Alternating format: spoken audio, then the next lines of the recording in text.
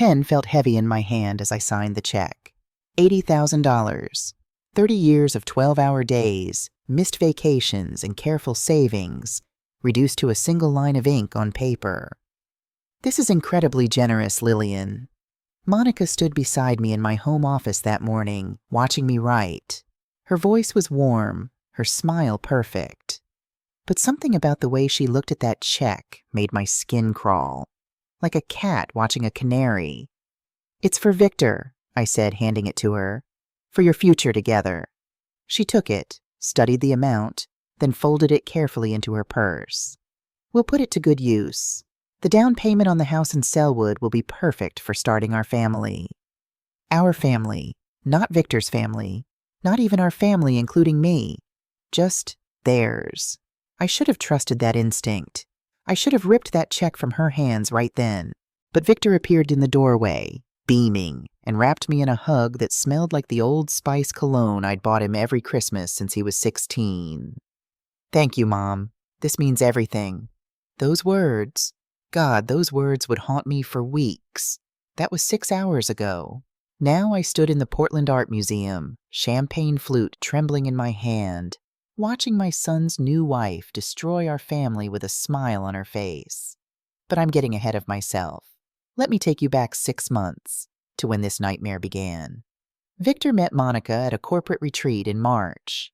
He called me that Sunday morning, our ritual coffee time, except he was calling from Seattle instead of sitting across from my kitchen table. "Mom, I met someone." I'd heard excitement in his voice before. Victor had dated plenty in his 39 years. But this was different. This was fever pitch, completely consumed, can't think straight infatuation. "Tell me about her," I said, smiling into my coffee. "Her name's Monica Rivera. She's a marketing director, brilliant, funny, sophisticated." "Mom, she's everything." Everything. Such a dangerous word. The warning signs started small. Our Sunday morning coffee ritual, sacred for nearly 2 decades, began to slip. First, Victor canceled because Monica had planned a surprise weekend trip. Then he was late because they'd gone to brunch with her friends. Then he suggested we move it to every other week. "Monica thinks we should focus on building our own traditions," he explained, not meeting my eyes through the video call. By May, our weekly calls had become monthly. When I asked about wedding plans, Victor's answers were vague. "Jessica's handling everything, Mom. She's got it under control." Jessica? Who the hell was Jessica? "Monica," he corrected quickly. "Sorry, Monica. I meant Monica. Just had a coworker named Jessica on my mind." I let it slide. Another mistake. I met Monica exactly 3 times before the wedding. Each encounter left me with a tightness in my chest I couldn't explain. The first dinner was in April at Higgins Restaurant downtown. Monica arrived in a designer dress that probably cost more than my monthly mortgage, all sharp angles and perfect makeup. She was beautiful in the way a knife is beautiful, polished, precise, dangerous. "Mrs. Barnes, it's wonderful to finally meet you." Her handshake was firm, professional, too professional, like she was closing a business deal. Throughout dinner, she interrupted Victor constantly. When he tried to tell a story about his childhood baseball team, she cut him off. "Victor, nobody wants to hear about Little League. That's not how successful people network." She turned to me with a tight smile. "We need to focus on the future, don't you think, Lillian? The past is just past."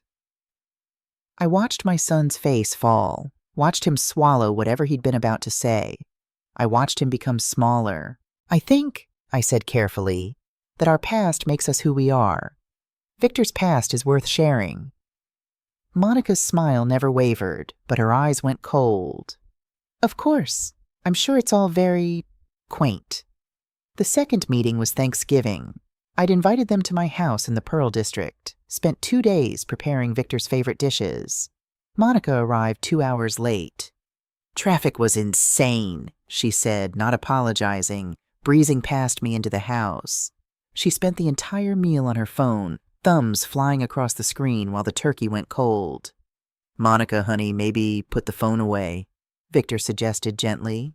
She laughed, that sharp, brittle sound I'd come to recognize. "I'm networking, babe. Some of us have to work for our money. Her eyes flicked to me just for a second. The implication was clear. Victor stared at his plate. I wanted to throw her out. Instead, I smiled and asked if anyone wanted more wine. The third meeting came 2 weeks before the wedding, at the final dress fitting. Monica's mother, Diane Rivera, was there. A woman who looked at me like I was something stuck to the bottom of her Prada heels. "So you're the famous Lillian," Diane said, not warmly. "Monica tells me you've been quite involved in the wedding planning." "I've offered to help," I replied, "but Monica seems to have everything under control." Monica emerged from the dressing room in her gown. She looked stunning. She also looked at me like I was an obstacle to be removed. "We appreciate your financial contribution, Lillian," she said, adjusting her veil in the mirror. "That's where your involvement should stay." My hands had trembled as I wrote that check the following week. Victor had hugged me tight, whispered his thanks. But Monica had simply taken the check, glanced at the amount, and said, "It's a good start." A good start. I should have canceled it right then. The Portland Art Museum was transformed into something out of a magazine spread. White roses everywhere, crystal chandeliers, a string quartet playing softly. The guest list read like a who's who of Portland's corporate elite. Mostly Monica's connections, I noticed. Victor's college friends huddled in a corner, looking uncomfortable in their rental tuxedos. I sat in the front row, watching my son promise his life to this woman, and tried to silence the screaming in my head. The ceremony was beautiful, impersonal, but beautiful. No mention of family, of love stories, of the journey that brought them here. Just elegant words about partnership and future success. The officiant could have been marrying 2 strangers. When Victor said "I do," he looked happy. God help me, he looked so happy. Maybe I was wrong. Maybe Monica was just ambitious, just particular, just different from what I'd imagined for him. Maybe I needed to let go, to trust my adult son's judgment. The reception started at 6. By 7, I'd given my mother of the groom speech. Short, warm, welcoming Monica to our family. She'd smiled at the crowd as they applauded. She hadn't smiled at me. I was standing near the gift table at 8, talking with my sister Patricia, when Monica approached. She had 3 bridesmaids with her, all holding champagne flutes. But Monica's eyes were clear, focused, completely sober. That's what I remember most clearly. She wasn't drunk. This wasn't champagne courage or wedding day nerves. This was calculated. "Lillian," her voice cut through the music, loud enough that nearby conversation stopped. "I need to make something clear to you." I turned, confused. "Is everything all right?" "Starting tomorrow, you need to understand something very important." She moved closer, her voice dropping but still audible to the growing circle of listeners. "You're no longer part of this family." "Not really. Michael has a new family now." "Victor," I corrected automatically. "His name is Victor." Her smile was radiant and terrifying. "Victor, Michael, whatever. The point is, he's mine now. I'm the most important person in his life. I'm the one who makes decisions. I'm the one who matters. Your time is over." The room had gone completely silent. Somewhere across the hall, I could see Victor laughing with his groomsmen, oblivious to the knife his wife was sliding between my ribs. "Monica," I started. "This is my day, my marriage, my life with Victor. You had your turn raising him. Now step back and let me have mine." She leaned in, her voice a whisper only I could hear. "Is that clear enough, or do I need to spell it out more plainly?" Patricia's hand gripped my arm. Around us, guests were staring, some with shock, some with pity. Monica's bridesmaids looked uncomfortable but said nothing. I could have caused a scene. Could have called Victor over, demanded an apology, made her explain herself in front of everyone. Could have played right into whatever narrative she was building. Instead, I smiled. A small, calm smile that didn't reach my eyes. "Absolutely clear, Monica. Crystal clear." I walked directly to the coat check, pulled out my phone, and opened my banking app. My hands were steady as I navigated to pending transactions. There it was, Check number 2847, payable to Monica Rivera and Victor Barnes. $80,000. I canceled it. The transaction reversed in seconds. Then I turned to Patricia, who'd followed me into the hallway. I need to leave. What are you going to do? She asked, her face pale. I don't know yet, I said, but I'm not going to let her erase me from my son's life. I left through the side entrance, drove home in silence, and sat in my dark living room until midnight, staring at nothing. Somewhere across town, my son was dancing with his new wife, completely unaware that I'd just declared war. At midnight, I made coffee. Strong, black, the kind that fuels 3 a.m. tax season marathons. Then I went to my home office, the same office where I'd built Barnes & Associates from nothing, where I'd worked late nights to pay for Victor's college, where I'd planned every financial decision for 30 years. Now I needed to plan something different. A defense. No, more than that. A strategy. I pulled out a legal pad and divided it into 2 columns. Known facts and suspicions. Known facts. Monica publicly declared I'm no longer family. She isolated Victor over 6 months, weekly calls to monthly. The $80,000 check is now canceled. Victor didn't defend me at the reception, might not have heard. Monica changed the subject when I mentioned Victor's past multiple times. She arrived late to Thanksgiving, spent the meal on her phone. She said my involvement should stay financial. Suspicions. Monica targeted Victor specifically, successful man with wealthy mother. This is about control and money, not love. She may have done this before. The good start comment implied she expects more. I stared at the suspicions column. Without proof, they were just paranoia. And paranoia could cost me my son. At 2 a.m., fear hit me like a physical wave. What if I was wrong? What if Monica had just been nervous, insecure, trying too hard to establish herself? What if she'd had too much champagne despite looking sober? What if I just nuked my relationship with Victor over a misunderstanding? I could lose him forever. I let myself sit with that fear for an hour. Let it wash over me, through me. Then I looked at the photo on my desk. Victor at 10 years old, gap-toothed and grinning, holding his science fair trophy. I'd been there for that. For the first day of school, the first heartbreak, the college graduation, every moment. I'd be damned if I'd let someone erase that without a fight. By 4 a.m., I had the beginning of a plan. First, I needed information. I needed to understand who Monica really was, but I also needed to be smart about it. If Monica figured out I was investigating her, she'd spin it as harassment, as a vindictive mother-in-law who couldn't let go. I picked up my phone and texted Patricia. Need your help. Discreetly. Call me when you're up. She called at 7 a.m. I barely slept. What do you need? Everything you can find on Monica Rivera. Employment history, previous addresses, any public records. But Patricia, we have to be careful. If she finds out... I know.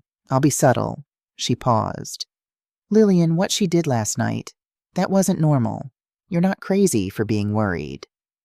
Thank you, I whispered. I needed to hear that. But I didn't start the investigation immediately, because at 7:30 a.m. my phone rang. Victor, my heart jumped into my throat. Sweetheart? Mom? His voice sounded strained, tired. We need to talk. Monica told me what you did with the check. Of course she had. I'm sure she has her version of events, I said carefully. Would you like to hear mine? There was a long pause. Then, can you come to our apartment tonight, around 7? Our apartment, already joined. How fast she'd worked. I'll be there, I said. I had 9 hours to prepare. 9 hours to decide how much truth to tell my son.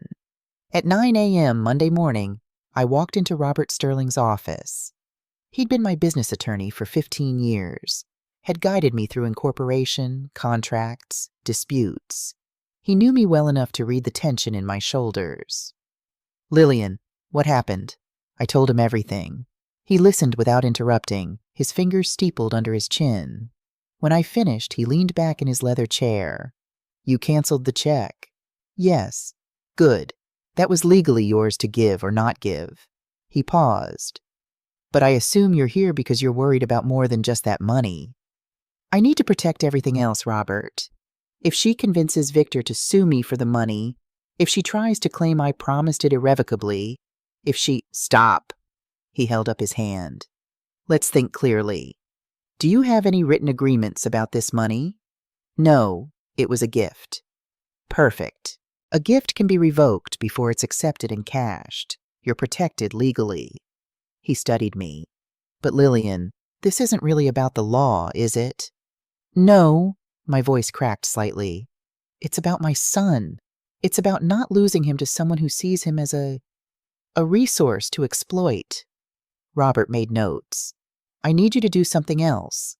I want to review all your estate documents, your will, your trusts, everything. We need to make sure that if something happens to you, Victor's inheritance is protected. Protected how? Conditions. Trusts that release funds at certain milestones or require certain circumstances. We can structure it so Monica can't access anything meant for Victor.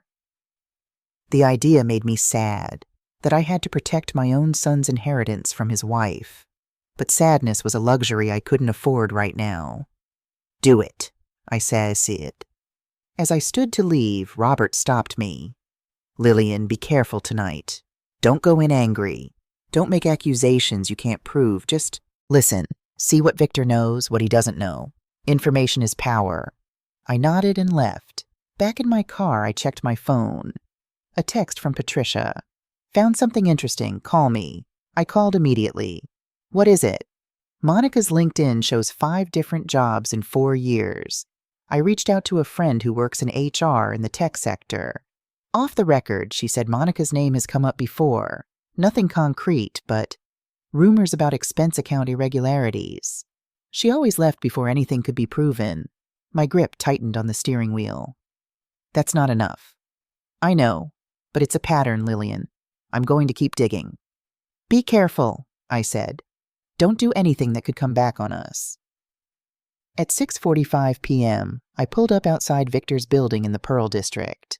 The same building where he'd lived for 3 years, where I'd helped him move in, where we'd shared countless Sunday morning coffees on his balcony. I rode the elevator to the 8th floor, my heart pounding. When I knocked, Monica answered. No smile, no pretense of warmth.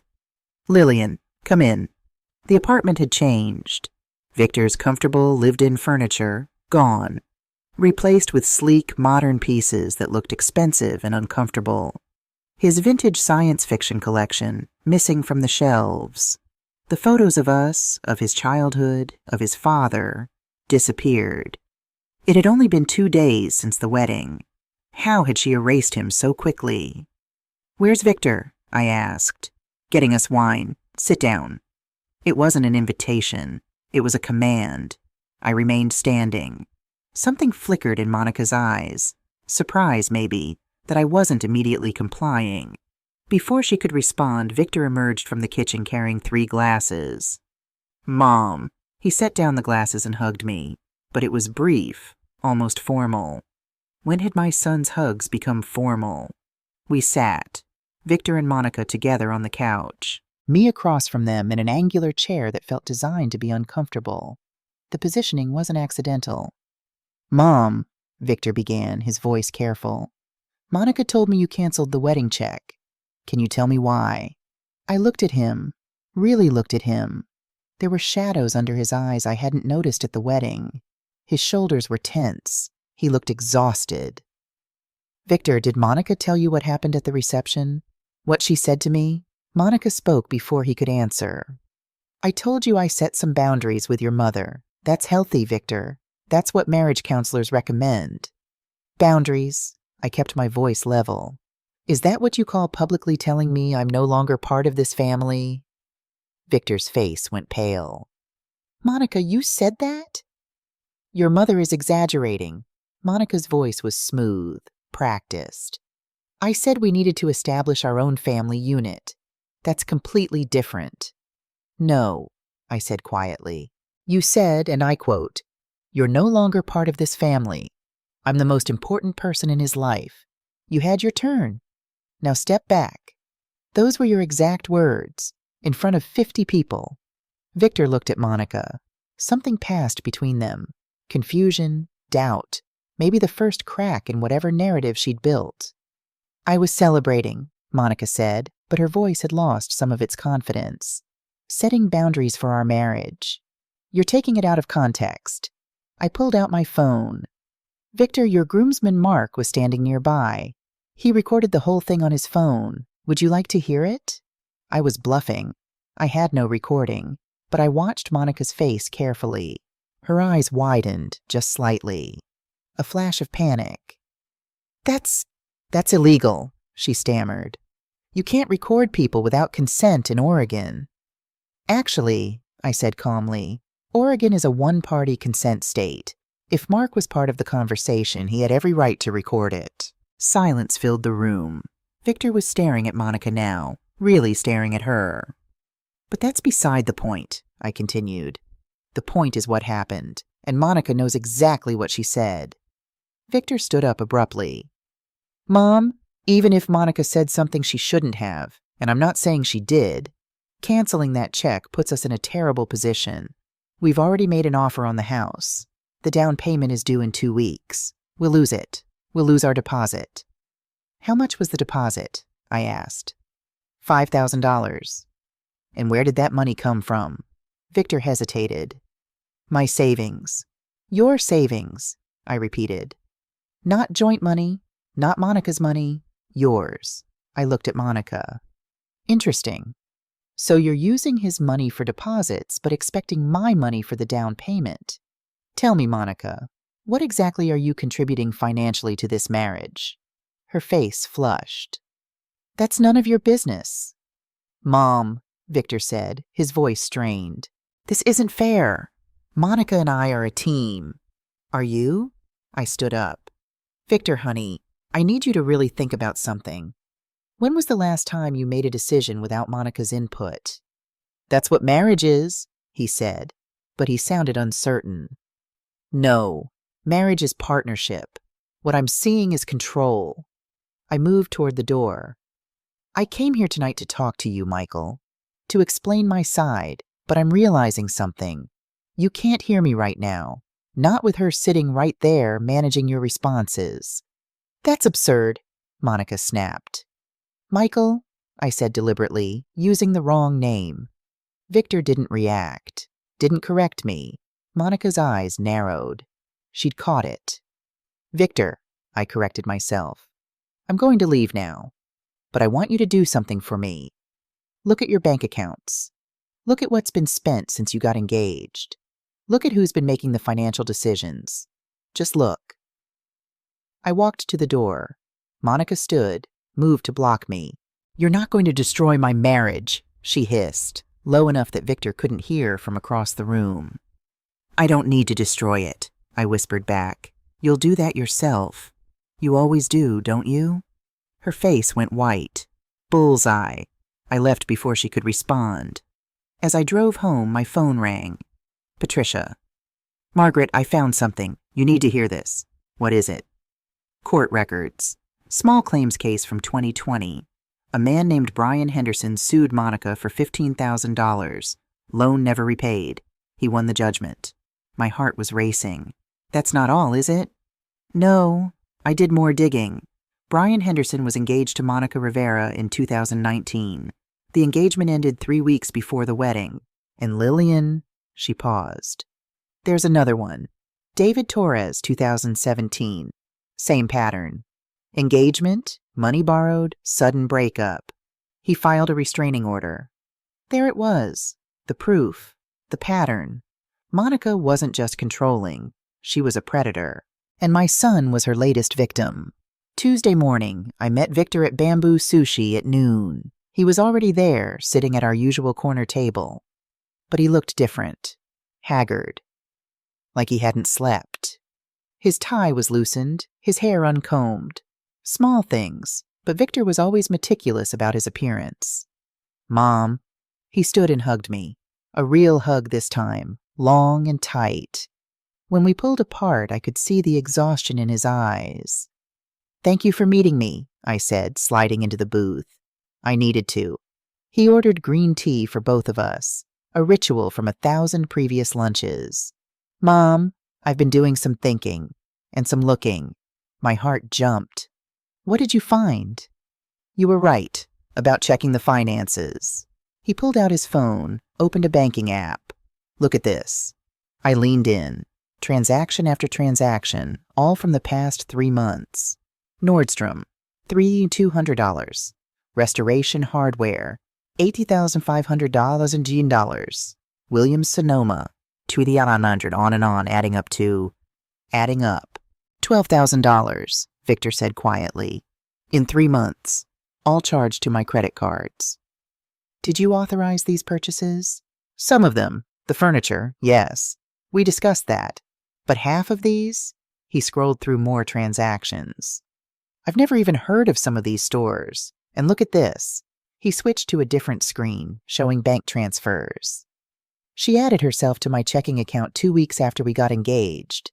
She's been transferring money to an external account. How much? So far? $47,000. I felt the blood drain from my face. Victor, that's... I know. He set down his phone, his hands shaking slightly. I confronted her last night, after you left, asked her about it. What did she say? That it's for our future, that married couples share finances, that I was being paranoid and controlling. He looked up at me, and there were tears in his eyes. Mom, she made me feel crazy for even asking, like I was the one doing something wrong by questioning her. That's what they do, I wanted to say. Manipulators, abusers, con artists, they flip the script, make you doubt your own reality. But I held my tongue. Victor needed to come to these conclusions himself. What do you want to do? I asked instead. He was silent for a long moment. I need to know who I married. I need to understand. Is this normal? Am I overreacting? Or is something really wrong here? What does your gut tell you? That nothing about this feels right. That the woman I'm living with isn't the woman I thought I was marrying. He rubbed his face. But I also made vows, Mom. I promised forever. I can't just give up without trying. I reached across the table, took his hand. Then we find out the truth, together. But Victor, if this is what I think it is, you need to be prepared for what we might discover. I know. He squeezed my hand. Mom, I need your help, but I also need to do this myself. Does that make sense? Perfect sense. We made a plan. Victor would investigate internally. Finances, Monica's behavior, her friends, anything he could access without tipping her off. I would handle the external investigation, background checks, employment history, public records. We'd meet again in 1 week with our findings. One more thing, Victor said as we stood to leave. I'm sorry for not listening sooner, for letting her isolate me from you. You're listening now, I said. That's what matters. After lunch, I sat in my car and called the number Patricia had given me. Marcus Webb, private investigator. Former FBI, now doing private work. Expensive, but thorough. Mrs. Barnes. His voice was deep, professional. Patricia Walsh gave me a brief overview. What exactly do you need? Everything you can find on Monica Rivera. Employment, finances, relationships, criminal history. Everything. I can start next week. I'm finishing up another case right now. My heart sank. Next week? I was hoping. I'm sorry, Mrs. Barnes. I'm thorough because I don't rush. If you want it done right, it takes time. I closed my eyes. Another setback. Fine, next week. But Marcus, this is urgent. My son is in danger. I understand. I'll move as fast as I can without compromising the investigation. When I got home, Patricia was waiting on my porch. She held up a folder. Couldn't wait. I found more. Inside were printouts from LinkedIn, Facebook, Instagram. Monica's digital footprint, carefully curated but revealing in its gaps. Look at the employment timeline. Patricia said, spreading papers across my kitchen table. 5 companies in 4 years. Never stays anywhere longer than 8 months. Could just be ambitious, climbing the ladder. That's what I thought, until I looked at the pattern of departures. She pointed to dates. March 2020, left Apex Marketing. July 2020, left Brightstar Media. November 2020, left Converge Digital. Always abrupt. Always pursuing new opportunities. You think she was fired? I think she left before she could be fired. Look at this. Patricia pulled up a screenshot on her phone. I found a Reddit thread from 2 years ago. Someone asking about Converge Digital's culture. One of the responses mentions a marketing director who got walked out for expense irregularities. No name, but the timeline matches. It wasn't proof, but it was a pattern. What about the social media? That's where it gets interesting. Patricia opened Instagram on her laptop. Her current account only goes back 6 months, but I found an archived version from 2019. She clicked through photos. Look familiar? I leaned in. Monica, younger, smiling, her arm around a man in front of the Space Needle. Another photo, the same man, kissing her cheek at a restaurant. Another, Monica showing off a ring. Who is he? According to the tagged photos, his name is Brian Henderson, software engineer in Seattle. And look at the date on this post, she pointed. March 2019. She said yes, with a ring emoji. She was engaged before. And look when the photos stop. Patricia scrolled. June 2019. Everything with Brian just disappears. Deleted. My mind was racing. Can you find Brian Henderson? Already tried. He's not on social media anymore, at least not publicly. Patricia closed her laptop. But Lillian, there's something else. I found traces of another relationship. Different name, different city. 2017. A man named David Torres in Portland. I can't confirm they were engaged, but there are photos of them together. Then nothing. Complete digital erasure. 2 men. 2 relationships that ended abruptly. 2 digital footprints carefully cleaned. Marcus Webb needs to find these men, I said. If Monica has done this before, they'll be able to tell us what to expect. Patricia nodded. I'll send him everything I have. But Lillian, we need to be careful. If Monica figures out we're digging into her past, I know, she'll escalate. I looked at the photos of Monica with Brian, with David. Both men looked happy, in love, completely unaware they were being hunted. Victor needs to see this, but not yet. Not until we have the full picture. Because if I showed him incomplete evidence, Monica would spin it. Coincidence. Jealous exes. A bitter mother-in-law desperate to destroy her son's happiness. No, we needed everything. Every piece of the puzzle. Every receipt. Every witness. Every documented lie. Only then could we save my son. Wednesday morning, the flowers arrived. 24 white roses in an expensive crystal vase. The card read, "Some mothers need to learn to let go." I stared at the arrangement on my kitchen counter, my skin crawling. This wasn't a peace offering. This was a threat, wrapped in flowers and delivered to my doorstep. An hour later, my receptionist Brenda buzzed my office. "Lillian, there's an email you need to see." I opened it. From Thompson & Associates, a law firm I'd never heard of. Subject line, "Cease and desist. Re Monica Barnes. Dear Ms. Barnes, we represent Monica Barnes in the matter of ongoing harassment and defamation. It has come to our attention that you have been conducting a campaign to damage our client's reputation and interfere with her marriage to your son, Victor Barnes. This letter serves as formal notice to immediately cease and desist from 1.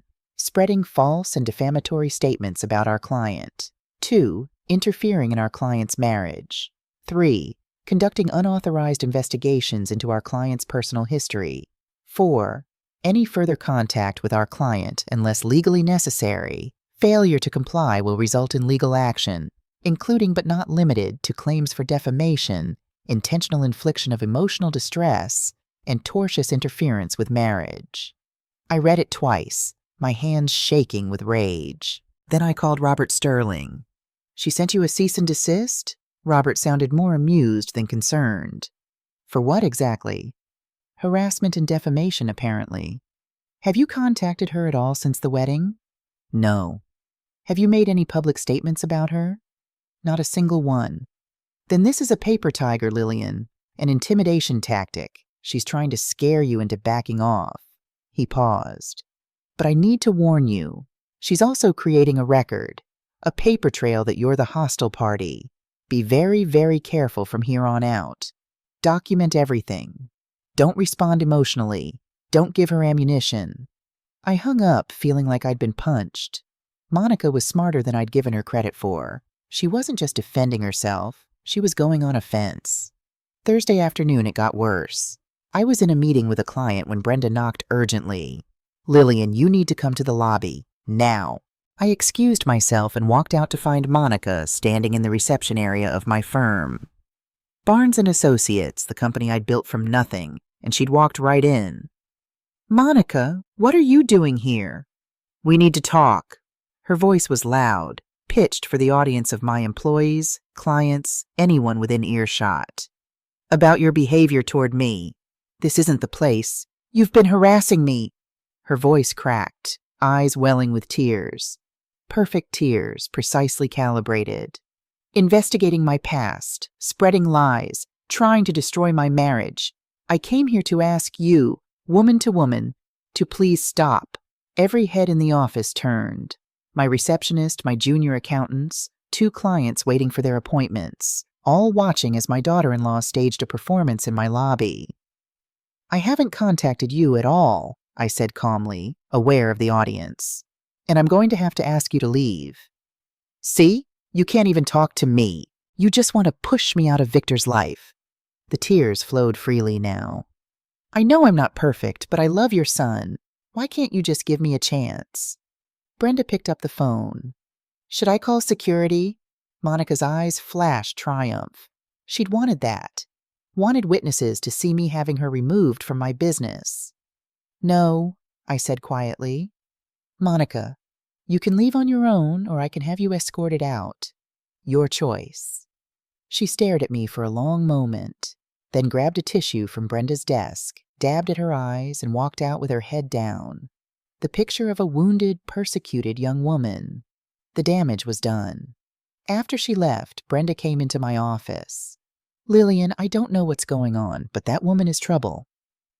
You have no idea, I muttered. That night, exhausted and frustrated, I made a mistake. I was scrolling through Facebook, seeing pictures of friends' grandchildren, vacation photos, normal life, and I typed, "Some people show their true colors when money is involved."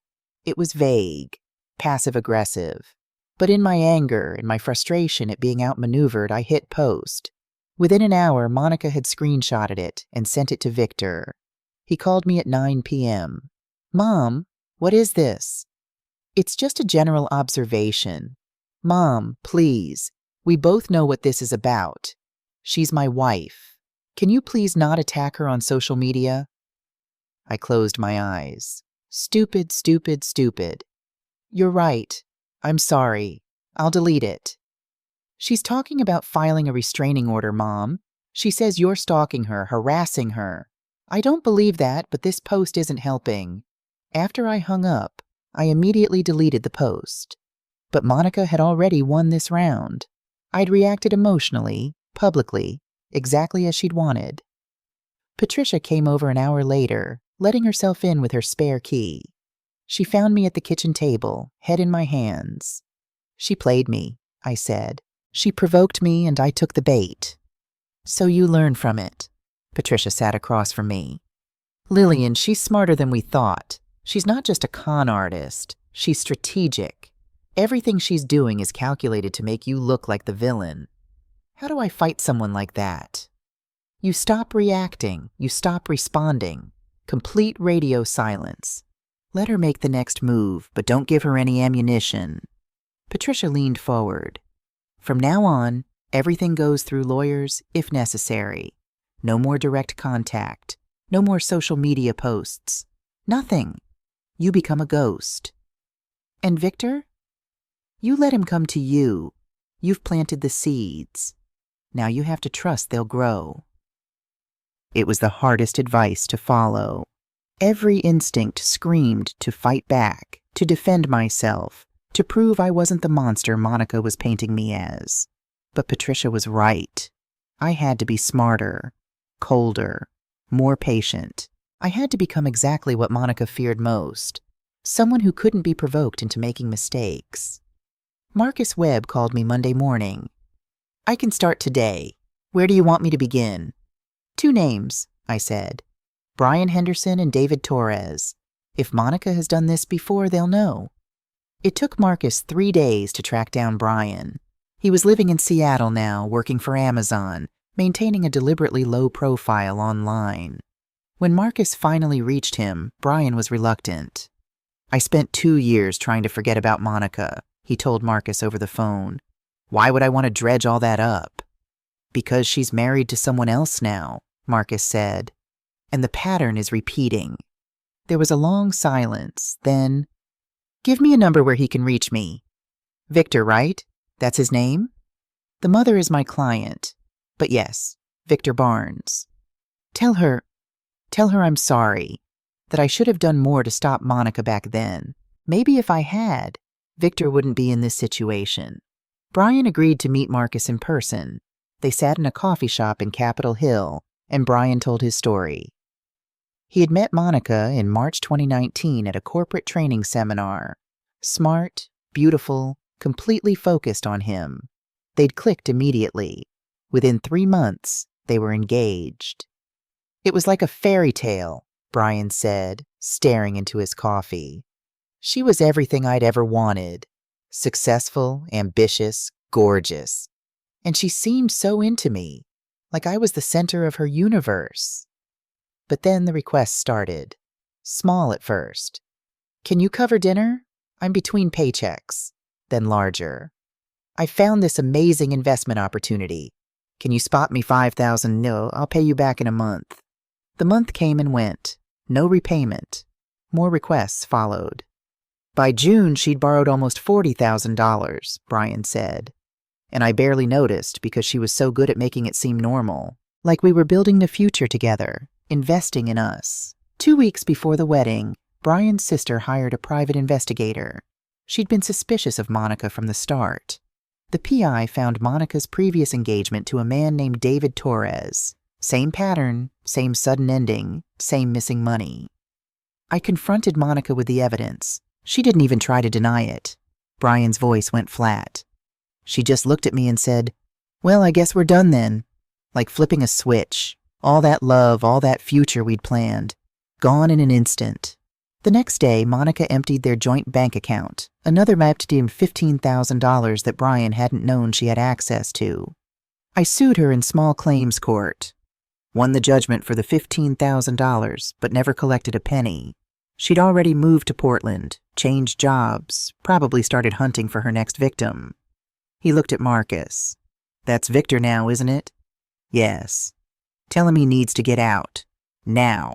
Before she's had time to do real damage. Because once she digs in, once she has legal rights as a spouse." Brian shook his head. "It only gets harder." Marcus asked the crucial question. "Did Monica ever mention a friend? Someone who might have helped her?" Brian's eyes widened. Amanda Cross. She was Monica's maid of honor, supposedly her college best friend. After everything fell apart, I realized Amanda had been, I don't know, scouting me? Before Monica and I even met, Amanda had struck up conversations with me at networking events, asked about my job, my family. At the time, I thought she was just friendly. "You think they were working together?" "I think Amanda finds the targets and Monica closes the deal." Marcus found David Torres next. He was harder to track down. He'd moved to San Francisco after his experience with Monica, changed his phone number, locked down all social media. But Marcus had ways. David's story was eerily similar. Met Monica at a Portland tech meetup in 2017. Whirlwind romance. Engagement after 5 months. Borrowed money that was never repaid. The relationship ended when David started asking questions. But David's story had a darker element. After I broke up with her, she wouldn't leave me alone, David told Marcus via video call. Showed up at my office, at my apartment, at my gym. Called me 50 times a day. When I blocked her number, she'd call from other numbers. When I threatened legal action, she showed up at my workplace and made a scene, crying, begging me to take her back. He'd finally filed for a restraining order. Monica had violated it twice before finally disappearing. The cops told me she'd probably moved on to another city, another victim, David said. They said women like her, they're professional, they have systems, and they rarely work alone. Amanda Cross? Marcus asked. Never met her, but Monica mentioned an Amanda several times. Her best friend, the one person who really understood her. David's laugh was bitter. I bet Amanda understands her perfectly. Marcus compiled everything into a report. 2 previous engagements, 2 previous victims, approximately $80,000 stolen across both relationships, restraining order, small claims judgment, pattern of isolation and manipulation, and always in the background, Amanda Cross. But he'd found something else too, something that changed everything. I ran Monica's name through some databases, Marcus told me when we met at my office Friday afternoon. Found something interesting. She legally changed her name in 2018. Changed it from what? Monica Russo. And here's why that matters. He slid a document across my desk. There are outstanding warrants in Colorado for a Monica Russo.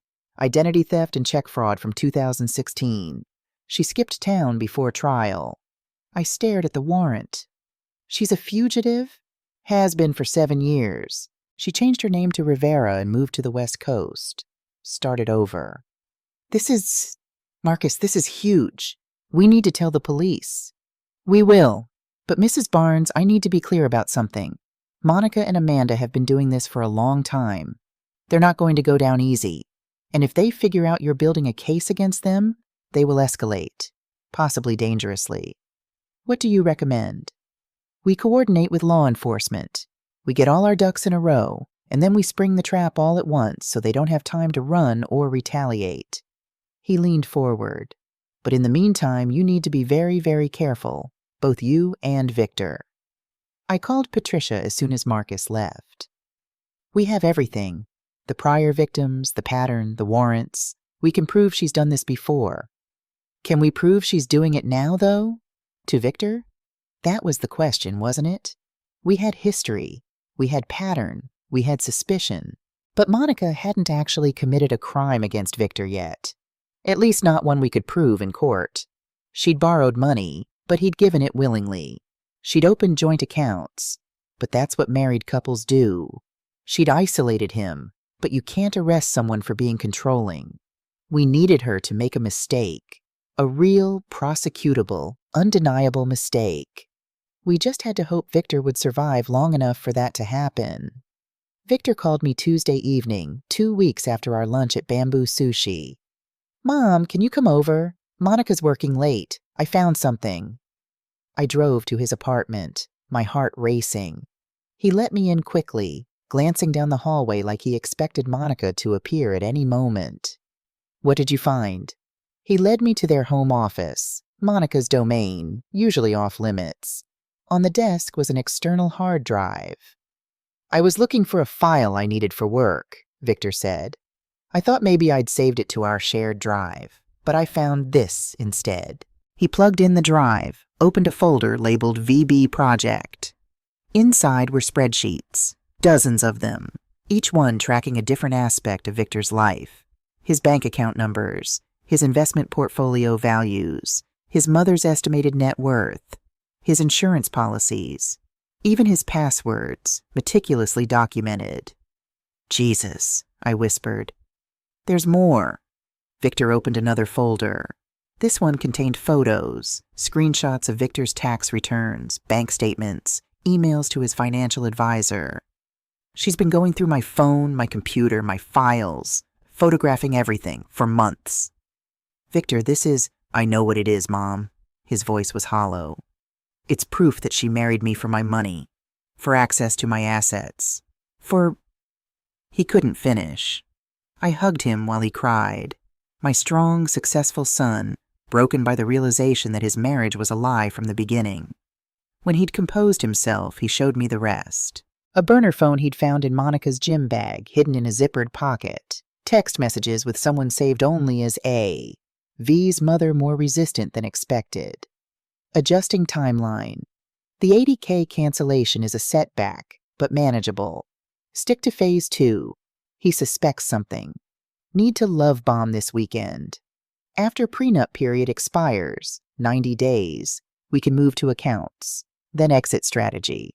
Victor scrolled through months of messages. Monica and A, presumably Amanda, coordinating every move, planning their con like a military operation.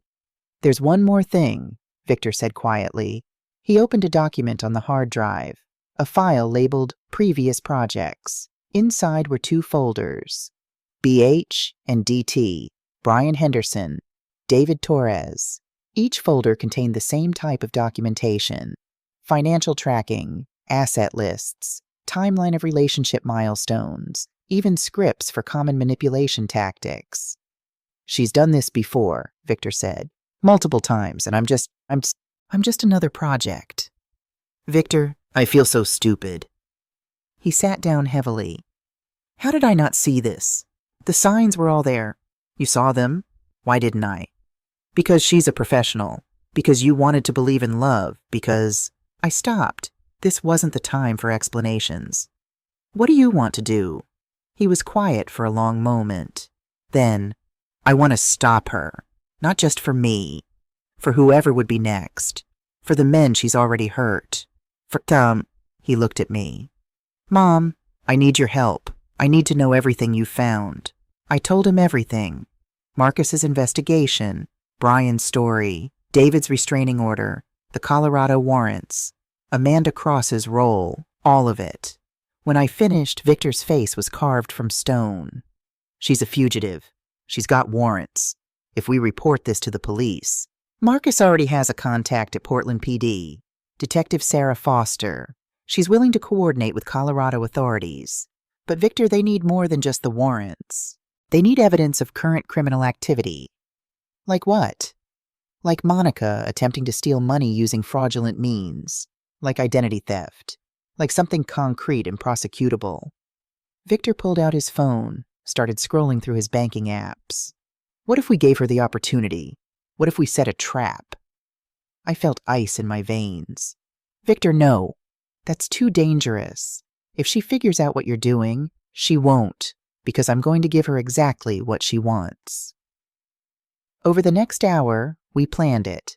Victor would tell Monica that I'd agreed to release the $80,000, that the money would be available in 2 weeks. Monica would think she'd won, that her manipulation had worked. And when she made her move to access those funds, when she tried to transfer money or forge documents or whatever her exit strategy involved, we'd have her on camera, on record, committing an actual crime. What if she doesn't take the bait? I asked. She will. Look at the timeline in her files. She's planned this down to the day. The 90-day prenup period expires in 1 week. After that, she gets access to joint accounts. She's been planning her exit for when she hits maximum payout. Victor, this means living with her, pretending everything's fine, for 2 more weeks. I know. His jaw was set. But Mom, if we don't stop her now, she'll just do this to someone else. Someone who might not have a mother willing to fight for them. We called Marcus Webb, laid out the plan. He was skeptical at first, but when he heard about the hard drive, about the documented history, he came around. I'll coordinate with Detective Foster, but Victor, you need to be very careful. Keep your regular routine. Don't give Monica any reason to suspect. And whatever you do, don't confront her until we're ready to make the arrest. After Marcus left, after we'd hidden the hard drive in my home safe, Victor sat on my couch and stared at the ceiling. I loved her, he said quietly. Or at least I loved who I thought she was. How do I reconcile that? You don't, I said. You grieve for the person you thought she was, and you accept that person never existed. It's okay to mourn the loss, Victor. Even if it was never real, your feelings were. He nodded, but didn't speak. That night I barely slept. because the trap was set. And in 2 weeks, we'd know if it worked, or if Monica was smarter than all of us combined. But Thursday morning brought something unexpected. Something that changed everything. My bank called. Someone had tried to access my accounts using forged power of attorney documents, claiming I was mentally incompetent and needed family assistance managing my finances. I called Marcus immediately. "She's making a move on me." "Show me the documents." When he saw them, he started laughing. "Mrs. Barnes, this is too sloppy. Monica's better than this. Look at the signature. It's not even close to yours. And the notary stamp is fake. You can see the pixelation." "So what does that mean?" "It means this is bait. She wants you to file a police report. She wants you to go public with fraud accusations. And then she'll claim you gave her those documents, that you're mentally unstable, that you're making false accusations out of spite." He pulled up something on his laptop. "Look at this. The documents were created on a computer registered to your business. Someone hacked your system, used your own letterhead." My blood ran cold. "If I report this, the technical evidence would look like it came from you. She'd claim you created the documents yourself to frame her. It's brilliant, actually. Evil, but brilliant." I thought about my Facebook post, about Monica's scene at my office, about the cease and desist letter. She'd been building a narrative for weeks. Unstable mother-in-law, unable to let go, making wild accusations. "She's trying to discredit me before we can stop her." "Exactly, but now we know her playbook." Marcus closed his laptop. "We don't take the bait. We document everything, but we don't react. And we wait for her to make a real mistake, not a manufactured one." I called Victor, told him what happened. "She's getting desperate, or she knows we're investigating her." "Could be both," Victor said. "But Mom, this is good news. It means our plan is working. She's scared enough to make risky moves. Risky for me. Which is why you need to be extra careful. Maybe stay with Patricia for a few days. Just until this is over." He was right. I packed a bag that afternoon and drove to Patricia's beach house in Cannon Beach. 3 days of ocean views and strategy sessions, letting Monica think she'd chased me away. But the whole time the clock was ticking. 12 more days until the trap would spring. 12 more days until we'd know if we could save my son. Or if Monica would win after all. I returned from Cannon Beach on Thursday, 12 days before Victor's planned trap. Patricia drove back with me, insisted on staying a few nights. "You're not facing this alone," she said. That evening, Victor called. I told her about the money. My heart stopped. "What did she say?" "She was suspicious at first. Asked why you'd changed your mind." I heard the exhaustion in his voice. "I told her I'd threatened to cut you off completely if you didn't release the funds, that I'd chosen her over you." The words hurt, even knowing they were lies. "Did she believe you?" "She's cautious, but I could see it. The greed won out over the skepticism. She asked when the money would be available." "And?" "I told her 2 weeks, that your lawyer needed time to process the reversal. 2 weeks from now, she'll make her move." "That's what I'm counting on." The next 2 weeks were the longest of my life. Victor played the devoted husband, came home on time, took Monica to dinner, talked about their future, and every night he texted me. "Still safe. She suspects nothing."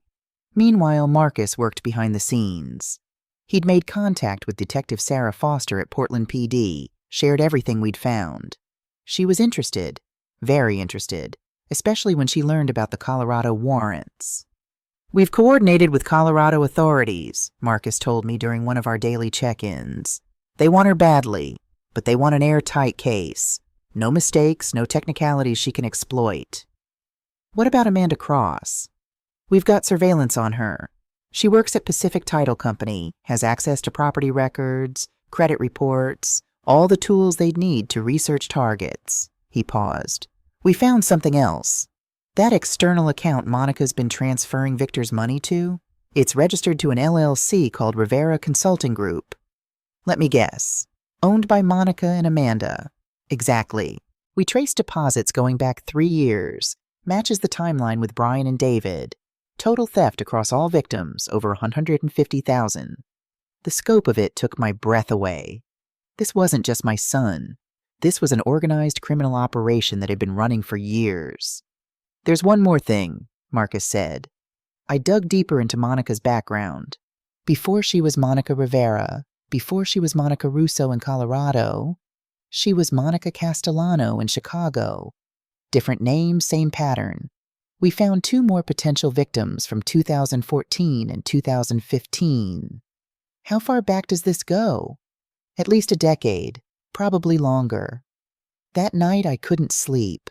I kept thinking about all those men, all those lives disrupted, finances destroyed, trust shattered, and Monica and Amanda just moving from city to city, victim to victim, like locusts. Victor called me on day 10. "Mom, I need to see you. Can you meet me at that coffee shop on Burnside, the one near Powell's?" "Is everything okay?" I need to see you. Please." I found him at a corner table, hunched over a cold cup of coffee. When he looked up, I saw the toll this was taking. Dark circles under his eyes. Weight loss. The constant performance was breaking him. "I don't know if I can do this for 4 more days, he said quietly. I sat across from him, took his hands. "You can stop any time. We have enough evidence. Marcus can move forward with what we have. But we don't have her committing a crime. Not against me. Just the old warrants. The old victims." He shook his head. "She'll claim she's changed. Get a good lawyer. Maybe walk away with probation." "Victor, your mental health is more important than—" "She told me last night she's pregnant." The world tilted. "What?" "She's not. I checked the bathroom trash. No pregnancy test, no evidence.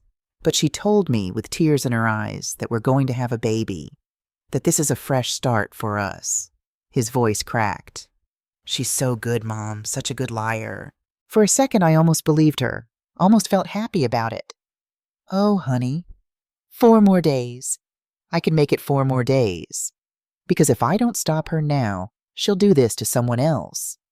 And next time, there might actually be a child involved. A baby used as leverage." I hugged him while he shook, not crying, just trembling with the effort of holding himself together. 4 more days, I promised. And then this is over. On day 13, Monica made her move, but not the one we expected. She went to a different bank. Not their primary bank, not the one where Victor had said the $80,000 would be deposited. A bank across town, one where they had no existing relationship. She presented documents to the manager, power of attorney over Victor's accounts. Emergency access forms, all perfectly forged, complete with notary stamps and Victor's signature. The bank manager was suspicious, just as Detective Foster had coached her to be. We'd alerted every major bank in Portland, given them Monica's photo, warned them she might try something. "This is quite unusual," the manager said, playing her role perfectly. "These forms require verification." "My husband was in an accident," Monica said, her voice breaking convincingly. "He's unconscious. I need access to our accounts for medical bills. Please, we don't have time for red tape." "I understand your distress, ma'am, but for amounts this large, I need to contact your husband directly to verify." "He's unconscious. I just told you." "Then I'll need documentation from the hospital, admission records, physician statement." Monica's mask slipped. Just for a second. Calculation replaced panic in her eyes. She'd realized this was a setup. "Never mind." She grabbed the forged documents. "I'll go to our regular bank. They know us there." "Please wait, ma'am. I need to file a report about this attempted transaction." And that's when Detective Foster stepped out from the back office. "Monica Rivera, also known as Monica Russo, also known as Monica Castellano, you're under arrest." Part 3B, The Sting. Victor and I watched from the precinct, via video feed that Detective Foster had arranged. Monica was processed, fingerprinted, photographed. Through it all, she said nothing, just stared at the camera with cold, dead eyes. "The forgery is solid," Detective Foster told us. "We've got her on attempted fraud, identity theft, and forgery. The Colorado warrants mean she's also a fugitive. And once we dig into the Rivera Consulting LLC accounts, we'll add wire fraud and possibly RICO charges. What about Amanda Cross? I asked. Officers are picking her up now. We've got enough to charge her as an accessory, plus illegal access to credit information through her position at the title company. Victor sat beside me, silent, just watching Monica on the screen. I couldn't read his expression. When Monica's bail hearing happened 2 hours later, the prosecutor argued she was a flight risk. Multiple identities, history of fleeing jurisdiction, access to funds stolen from multiple victims. Bail was set at $200,000. Monica's mother, Diane, who'd flown in from Arizona, refused to pay it.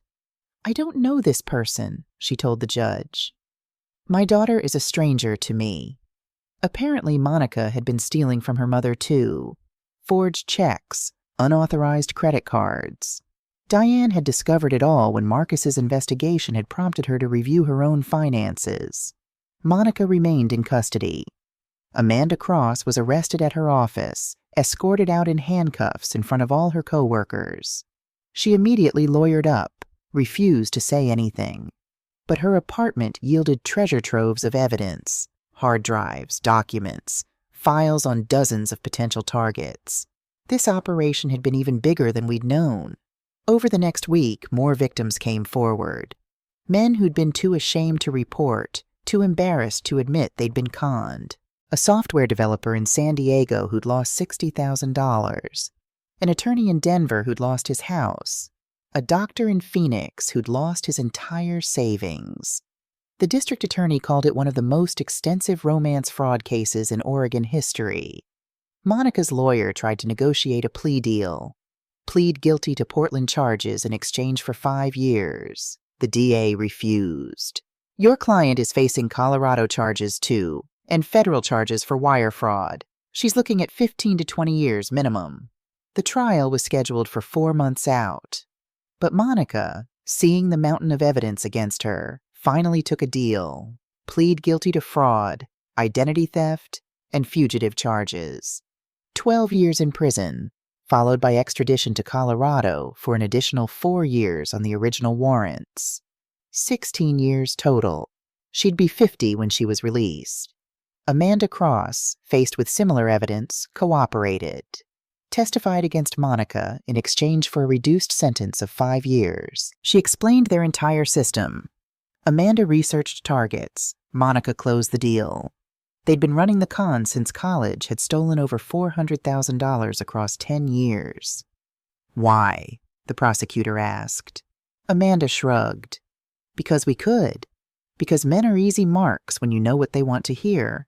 Because it was fun." Victor sat through the entire trial, heard every detail of how he'd been targeted, researched, manipulated. Heard Amanda describe the criteria they used. Successful, unmarried, 35 to 45, close to their mothers, easier to isolate. When it was over, when Monica was sentenced and led away in chains, Victor turned to me. "I need therapy," he said. "A lot of it." "I know, honey. We'll find you the best." Part 3C, The Aftermath. Victor moved back to his old apartment, the one he'd lived in before Monica, before the nightmare began. Monica's lease was terminated, her belongings put in storage that she'd never claim. Victor filed for annulment. Given Monica's criminal convictions, the fraud, the concealment of her identity, the judge granted it immediately. The marriage was erased. Legally, it had never existed. But emotionally, the damage remained. Victor started therapy twice a week. Slowly, painfully, he processed the betrayal, the grief for a person who'd never existed, the shame of being fooled, the anger at himself for not seeing the signs earlier. "The therapist says it's not my fault," he told me one Sunday over coffee, our ritual finally restored. That Monica and Amanda were professionals, that they'd spent years perfecting their technique. "Do you believe that?" "Some days." He stirred his coffee. "Other days I just feel stupid." Brian Henderson and David Torres came to Portland for Monica's sentencing. The 3 men, Monica's victims, met for dinner, shared their stories, their healing, their anger. "We're starting a foundation," Brian told me afterward. Truth and Love Foundation, to educate people about romance scams, financial abuse, help other victims. That's wonderful. Victor suggested you might be willing to help. Pro bono accounting work? Absolutely, whatever you need. The foundation launched 6 months later. Started small, a website, some educational materials, a hotline for victims. But it grew. Brian, David, and Victor shared their stories publicly, helping others recognize the warning signs. Other victims of Monica and Amanda reached out, found community, found support, found healing. I watched my son transform his trauma into purpose. It was the proudest I'd ever been of him. As for me, I learned hard lessons too, that I couldn't protect Victor from all pain, that sometimes love means stepping back, letting people make their own mistakes, but also that love means showing up, fighting back when those you care about are in danger. I updated my estate documents, but not with the harsh restrictions I'd originally planned. Instead, I created educational trusts, protection mechanisms that respected Victor's autonomy while safeguarding against future predators. Robert Sterling smiled when he reviewed them. Much better balance. Trust, but verify. Exactly.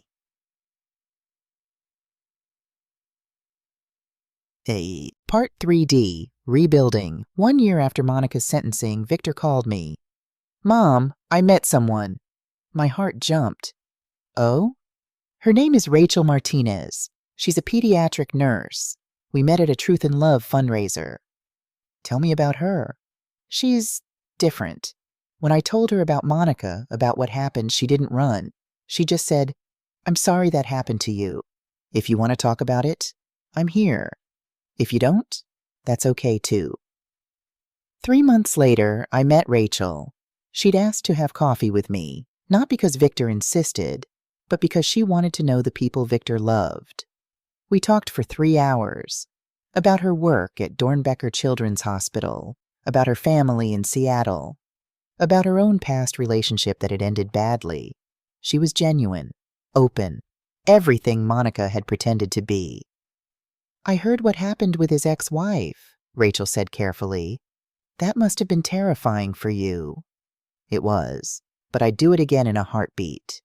"I would too, if I had a child and someone was hurting them." She smiled. "For what it's worth, Lillian, Victor talks about you with such love and respect. You raised an incredible person." I liked her immediately. 6 months later, I stood in my backyard at a family barbecue. Victor and Rachel were there, laughing over the grill. Patricia was mixing drinks. Daniel Morrison from next door had brought his famous potato salad. Normal, peaceful, happy. The doorbell rang. A courier delivery. A letter from Brian Henderson's mother. "Dear Lillian, I wanted to thank you for stopping the woman who hurt my son. Because of you, Brian is healing. He's himself again. Your courage to fight saved more than just Victor. You saved all of our children. You are a hero, even if you don't feel like one. With deepest gratitude, Sarah Henderson." I read it aloud to the group. Victor's eyes filled with tears. "You did save me, Mom." "No, honey." I hugged him. We saved each other. As the sun set over Portland, I felt something I hadn't felt in 2 years. Complete peace. Monica was in prison. Victor was healing, building a real relationship with someone who deserved him. And I had learned that sometimes the greatest act of love is refusing to give up, even when the fight seems impossible. The $80,000 I'd canceled? Victor and Rachel were using it as a down payment on a house. The money I'd intended as a wedding gift had finally found its purpose, helping my son build a real future with someone who truly loved him. Some battles leave scars, but some scars remind us of what we're capable of when we fight for the people we love. And that's worth everything.